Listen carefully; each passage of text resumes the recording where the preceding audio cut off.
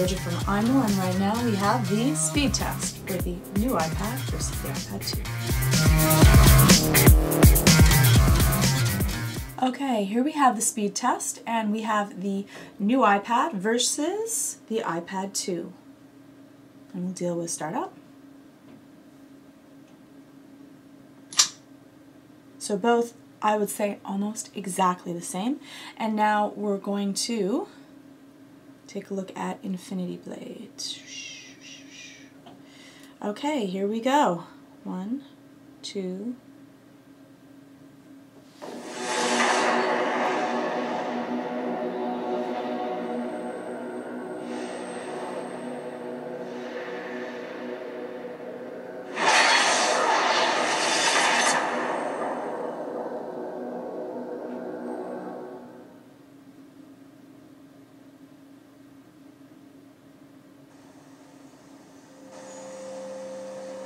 So far the new iPad is slightly faster and started up faster as well, but only slightly. Okay, let's take a look to see how fast it would work on a web page. So now we're going to do a web browser speed test. We have the cookies deleted and we have each version ready with iMore, and we have the iPad versus the iPad 2 versus the new iPad.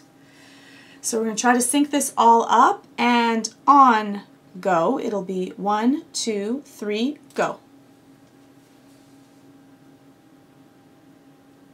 Oh, with the iPad 2 winning. And the first generation iPad is still loading up. Well, that was shocking. So we're going to press the reload button and see again. Ready, 1, 2, 3, go.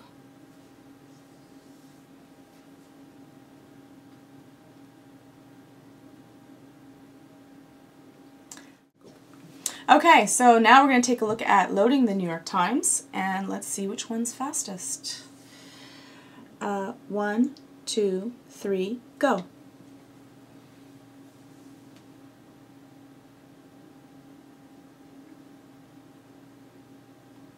So, iPad 2, slightly faster than the new iPad, and last to the races, first gen iPad.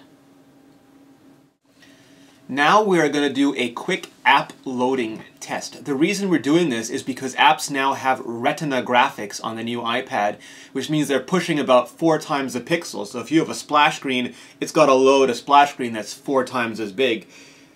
Is the new RAM and the new chipset up to the task? Let's see. We're using Tweetbot as a test.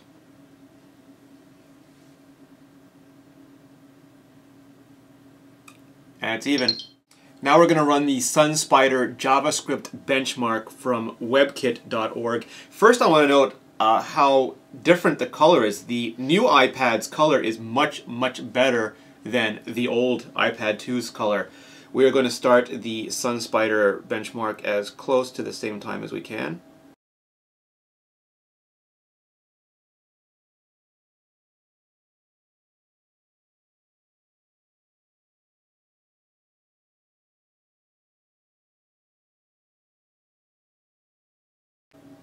So the new iPad finished, even though I started a second late, it finished a second early, and the results are total for the new iPad 1752.6 milliseconds, plus or minus 0.7%, and for the iPad 2, the older iPad, is 18.36.2 milliseconds, plus or minus 2.7.